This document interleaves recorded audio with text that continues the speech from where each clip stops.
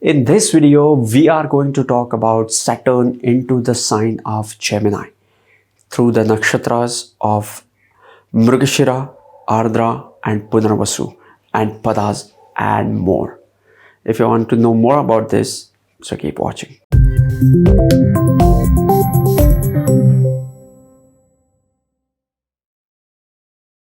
Namaste and welcome to Pramanik Astrology channel. I'm your host Prasad Mahazani, help you raise your vibrations and become your true self with the help of Vedic astrology. If you are new to my channel, please consider subscribing. These videos will help you grow further faster into Vedic astrological studies. Saturn into the sign of Gemini. Before we talk about this combination, what is the planet Saturn?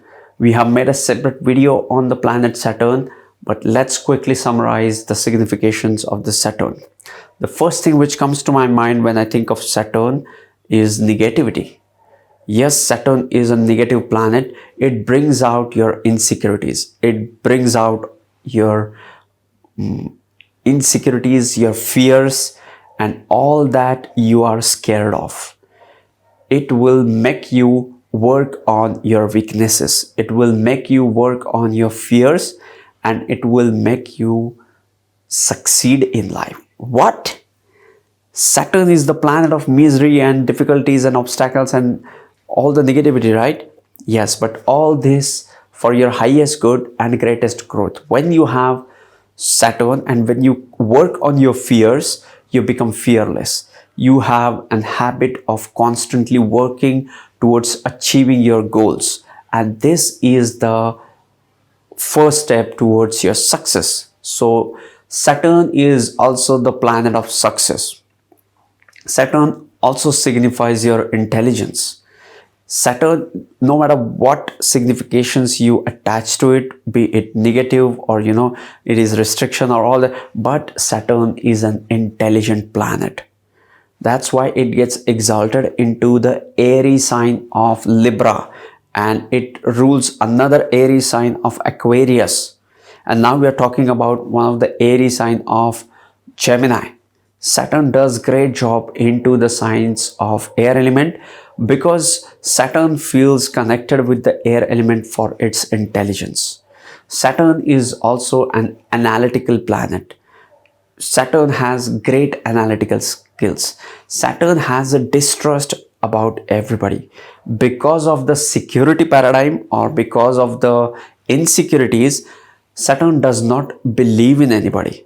He is distrustful, and that's what makes him analytical. He will first analyze every opportunity. He will analyze all the opportunities which comes his way, all the offers or any invitation. He will simply look it with a distrust because he doesn't want his things to get messed up. So he's always cautious about being perfect, getting things right, because he is all about the securities. Okay. But at the end, when you analyze so much, you tend to be right most of the time. Okay. Unless you are going into the extreme of analysis paralysis and messing everything. But most of the times, Saturn, when is into the analytical mode, analyzes the situation with its intelligent analysis, which is useful for his growth. Apart from being intelligent, Saturn also has an scientific approach to his philosophy. Next, Saturn is all about the restriction. What kind of restriction? Saturn we offered here is the planet which always connected with an older age. When you get old, your organs don't support you as much as when you were young, right? That is the restriction. Saturn brings in the restriction on the people. Saturn will bring in the restriction with age. It will make you age. So you have restriction on your movement. It will restrict you by time. It will restrict you by death. It will restrict you by inabilities. It will restrict you with the masses or subordinates. Okay, so all these are the things which might restrict you. These are the tools of the Saturn to restrict you.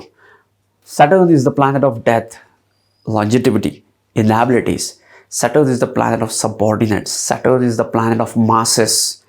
Whenever you want to look for a grand success where everybody is looking up to you, like you are going to become the president of the country, or you are going to become one of the prominent political leader, what it means you have millions of people supporting you. And who are these million people? These million people, or the masses, are represented or signified by the Saturn. If you have a well placed, well dignified, well conditioned Saturn in your chart, it shows you will have support from the masses in whatever you do. You may be a politician, you may be a film star, you may be a social worker, you may be an artist. You will have this support from the masses. Let's move on to the sign of Gemini. When we talk about the sign of Gemini is ruled by Mercury. Mercury and Saturn are great friends. We'll talk about it later in this video. But the sign of Gemini is ruled by Mercury, which is all about the intelligence and about the wittiness, about communication, the power of words, business, analytical skills, and learning the patterns, examining the patterns, language. All these things can be seen with the Gemini. Gemini is a youthful sign which is always interested into fun-loving activities. Gemini is the sign which is an air element sign. We talked about this earlier. Air element signs are Gemini, Libra, and Aquarius. Gemini is the first sign which is ruled by air element. This sign is youthful and communicative and is all about the intelligence. And it's just the beginning of the social nature of the Aries. In the third house or third sign, the social nature starts with the communication, with your associates, with your siblings at the least. And it goes into the seventh house of others in Libra, in partnership, into the public life. And then it goes to the 11th house of the society as a whole. We'll talk about that when we'll talk about the Aquarius sign. Right now we're talking about the sign of Gemini. We talked about air element. Next is the sign of Gemini is a dual sign. What is the significance of this duality? What is this duality all about? This duality is the duality of the fixed sign and the Chara sign. This dual sign of Gemini holds the signification of the fixed sign. So it takes over some of the work which is fixed and established into the fixed sign, and due to its adjustable nature allows certain adjustment to happen to that idea so that it can be converted into the Chara sign, into the next sign. For example, and thought has been initiated by an Aries into the first house or first sign, then into the sign of Taurus it has been established and it is fixed. Right now, from the second Rashi, it goes into the third sign of Gemini, and then with the minor adjustments and continuing with the fixed nature, it will convert it into the sign of Cancer. The thought initiated into the Aries is now converted into that emotional attachment into the Cancer sign. And that is the importance of the sign of Gemini or any dual sign. What are the other dual signs? Along with Gemini, the sign of Virgo, Sagittarius, and what else? Pisces is the dual sign. Dual signs are always situated between one fixed sign and the other Chara sign. The sign of Gemini is situated between the fixed sign of Taurus and Chara sign of Cancer. Virgo is situated between the Chara sign of Libra and fixed sign of Scorpio. The sign of Sagittarius is fixed between the Chara sign of Capricorn and the fixed sign of the Scorpio. Okay, the next is Pisces, which is situated between the fixed sign of the Aquarius, and the Chara sign of Aries. The sign of Gemini has 3 nakshatras. The sign of Gemini has Mrigashira nakshatra, which is ruled by Mars. The sign of Gemini has 2 padas, the last 2 padas of Mrigashira nakshatra. The third pada of the Mrigashira nakshatra into the sign of Gemini is the Libra Namancha. Here Saturn gets exalted into the sign of Libra in Namancha. So Saturn does great job into the Gemini sign Mrigashira nakshatra first pada, third pada. The first pada in Gemini, but overall the third pada. When Saturn goes into the fourth pada of the Mrigashira nakshatra into the sign of Scorpio. Here Scorpio is ruled by Mars, which is an enemy sign of Saturn. So here a person might have to face the challenges with respect to the Gemini significations. Next is Ardra nakshatra. Ardra nakshatra has 4 padas into the sign of Gemini. The first pada of Ardra nakshatra goes into the sign of Sagittarius. Now this sign is ruled by Jupiter. This Sagittarius sign is ruled by Jupiter, and here Saturn is kind of neutral because it is neutral to the Jupiter. Now depending upon the ascendant and the temporal nature, you can alter your interpretation. The next pada, the second pada of Ardra nakshatra, Saturn goes into Capricorn Namancha, which is its own Namancha. Here Saturn does great job. The stubborn and practical hard-working nature of Saturn gets its manifestation here when it goes into the sign of Capricorn Namancha. Next, the third pada of the Ardra nakshatra is ruled by Aquarius sign, which is ruled by Saturn. Now Saturn comes in here. Now Saturn is in the air element sign in Gemini and is into the pada of Aquarius. So it resonates well with Saturn. Now here Saturn makes person intelligent and extremely analytical. And these people are great with the analytical side of the intelligence. Next, the fourth pada of Ardra nakshatra goes into the sign of Pisces. Again, this is ruled by Jupiter, so it will give you mixed results, and depending upon the condition of the Jupiter, you might alter the interpretation. Next is Punarvasu nakshatra. We have 3 padas of Punarvasu nakshatra into the sign of Gemini. Punarvasu nakshatra has a dasha ruler of Jupiter.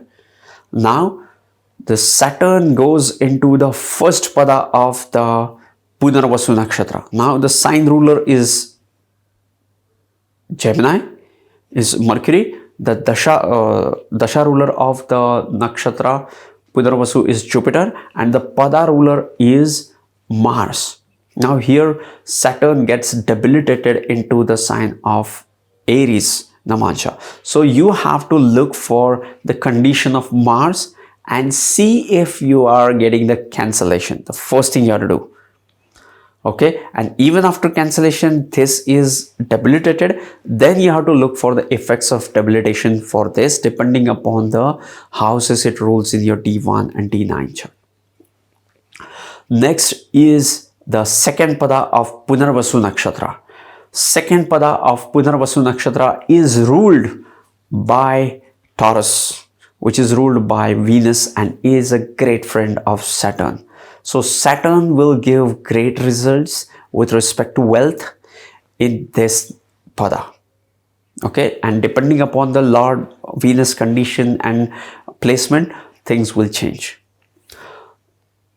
This is the third pada of the Punarvasu nakshatra goes into the sign of Gemini, which is ruled by Mercury. Now here Saturn becomes Vargottama. It is into the sign of Gemini into the D1 chart. In the Punarvasu nakshatra third pada, it goes to the Gemini Namancha. So it becomes Vargottama. So you can expect the best of the air element signs, air element qualities of intelligence and social quotient much higher in this Saturn. So this Saturn might work for the society as well. Okay, so yes, this was the nakshatra consideration. Let us talk about what happens when you have the planet Saturn into the sign of Gemini. Saturn is the planet which is an old energy. Saturn is an old guy. So the planet signifying an old energy goes into the sign which represents youthful energy. So here this makes person serious. So the youthfulness of the Gemini is somewhat diluted due to this serious association of Saturn. At times, it might also make a person boring or not interested into anything. Might make him insipid in some areas of life. Okay, but you have to look for these Rashi placement and the Pada placements of the Saturn as well. Next is Saturn is the planet which is all about the hard work, is about the stability, is about the focus. Now the planet of focus comes into the sign of flexibility and versatility. Gemini is always looking for different subjects. One day they might be doing astrology, other day they are interested into painting, other day they are watching videos on YouTube regarding how to start your own company and so on. And Saturn is like, if Saturn decides to dedicate his life to astrology, he won't stop until 3000 videos on YouTube. He will simply keep doing those videos until he reaches wherever he has decided it, because the conviction of Saturn is that he has to do it. So that hardworking, focused Saturn, when comes into this flexible sign, might create a person who is not focused.